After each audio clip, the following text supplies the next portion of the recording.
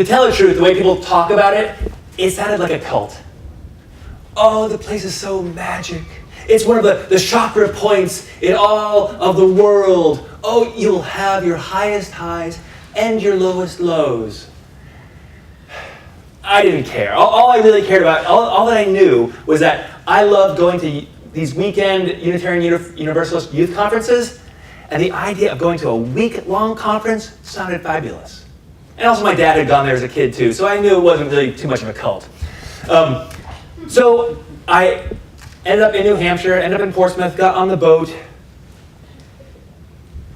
The seas were angry that day, my friends. No, actually, it was just kind of foggy. So, and so it wasn't until we were just up onto the islands, the Isles of Shoals, up there in Star Island. It was just when we just got up there, the fog lifted, and there it was.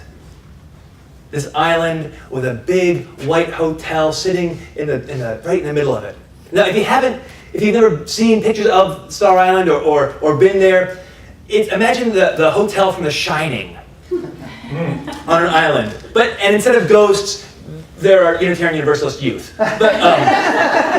Scary, but in a different way. So there it is. This is great. And we came down. I came down the gangplank, and a friend who had been there before was sort of pointing out, like, oh, and this is that's where we hold our meetings, and this is where we eat, and we'll be dorming over here in this part.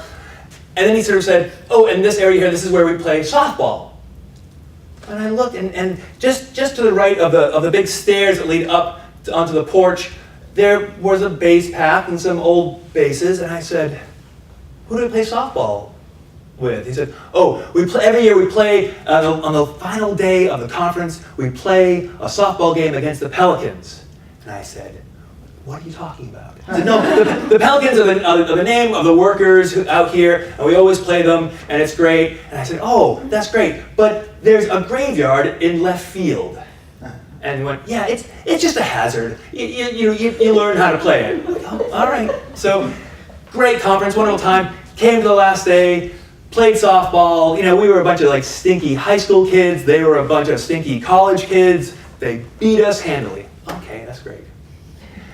Next year, 1982, great conference, final day, softball game, we lose. 1983, not as great a conference. Softball game, we're losing, and I turned to the guy next to me who had been going to the conference for a while, and I said, do we ever win this game? And he said, I think sometime in the 70s we won. Now, the youth conference on Star Island is one of the oldest conferences out there, so this conference had been going on for 100 years, and we had gotten together one win every decade. That was depressing. So we of course lost that game, and so and in the preceding year, I thought we gotta plan it better. So 1984 comes. All right, we're going to do this better, and we sort of I thought we were stacking the team. We had a bunch of all the jocks, as many UU jocks there were, which not were a lot. We had all the jocks there, and people who played it, and we sort of did a Moneyball. Moneyball.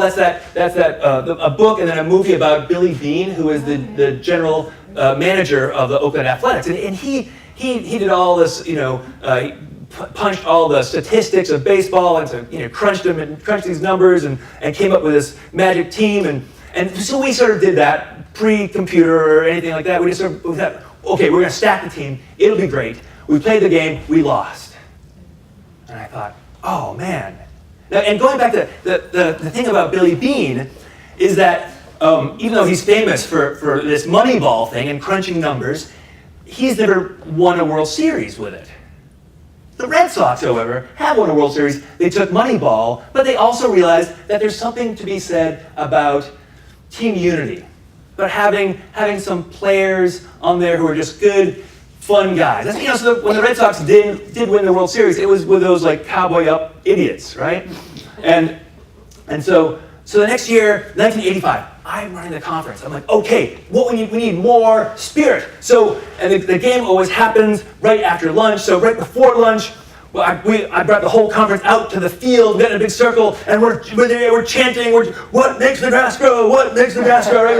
We're chanting. Peter's the only one who knows the rest of that chant.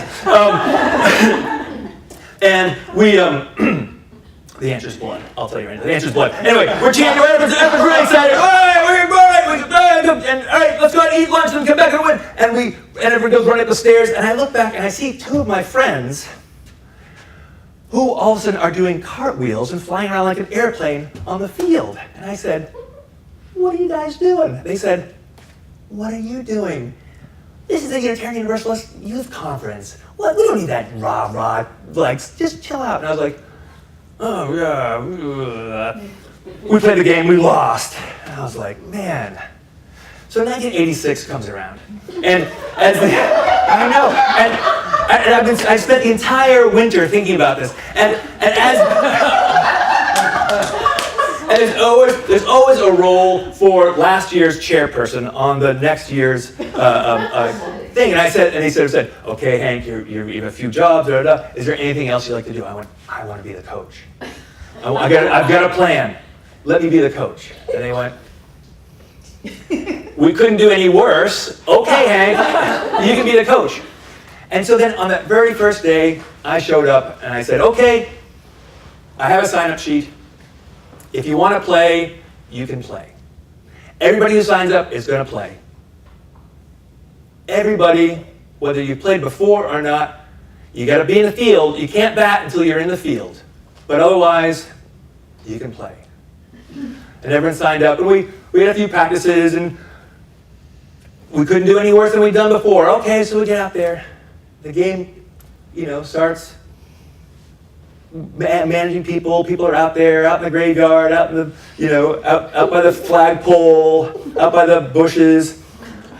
And they get a point, we get a point. We get a point, they get a point.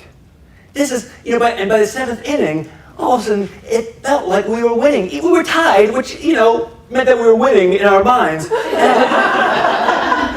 then all of a sudden I hear a voice behind me, a dear friend, my friend, we'll call her Lulu, because that's her name. I said, Lulu. She's like, hey, I want to play. And I know that she has never played any sport in her life. And I went, are you sure? She went, yes. And I said, I think the muumuu that you're wearing might be a little restrictive. And she went, no, it's not. I went, okay, head out to right field. Luckily, no ball was hit to her. Time for batting. Somebody makes it all the way to third. 2 outs. Lulu comes up to bat. And I wanted to fight against it, but I had this plan, and I had to trust the plan. I had to trust that this idea that everyone gets to play. Everyone gets to play is going to work. And I went, okay, you're up. And somehow she got a hit. And the guy on third came home, and she got to first. And we ended up, actually, by the end of the game, we actually won. We actually had a few more points. We actually won the game. It was amazing. And let me say, those folks 31 years ago, they know that you're cheering right now. I appreciate that.